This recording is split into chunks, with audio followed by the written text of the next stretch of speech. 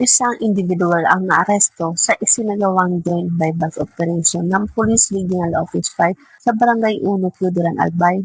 Pinangunahan ng Provincial Intelligence Unit ang operasyon sa pakikipagtulungan ng Pluderan Municipal Police Station ng Albay Police Provincial Office at ODR-DOR-PDE 5 sa koordinasyon ng Philippine Drug Enforcement Agency Regional Office 5. Kinilala ang naarestong suspect sa alias na AI, 63 anyos at residente ng naturang bayan. Na-recover mula sa kanya ang 14 na heat-sealed transparent plastic sachet na naglalaman ng hinihinalang shabu na may kabuang timbang na 55.5 gramo at tinatayang standard drug price na 377,000 pesos.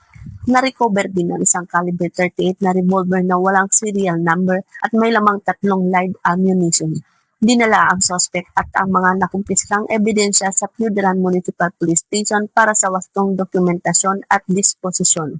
Mahaharap ang suspect sa mga kasong paglabag sa Republic Act No. 9165 o Comprehensive Dangerous Drug Act of 2002 at Republic Act No. 10591 o Comprehensive Firearms and Ammunition Regulation Act. Pinuri ni Police Brigadier General Erosito M. Miranda, Regional Director ng Police Regional Office 5, ang mga operatibang nagsagawa ng matagumpay na operasyon at muling iginiit ang patuloy na pagpapaigting ng intelligence-driven operation laban sa iligal na droga, loose firearms at iba pang kriminalidad. Muling tiniyak ng Police Regional Office 5 ang patuloy na pagpapatupad ng PNP Focus Agenda sa pamamagitan ng mas agresibo at estratehikong kampanya laban sa kriminalidad upang mapanatili ang ligtas at mapayapang pamayanan sa buong rehiyon.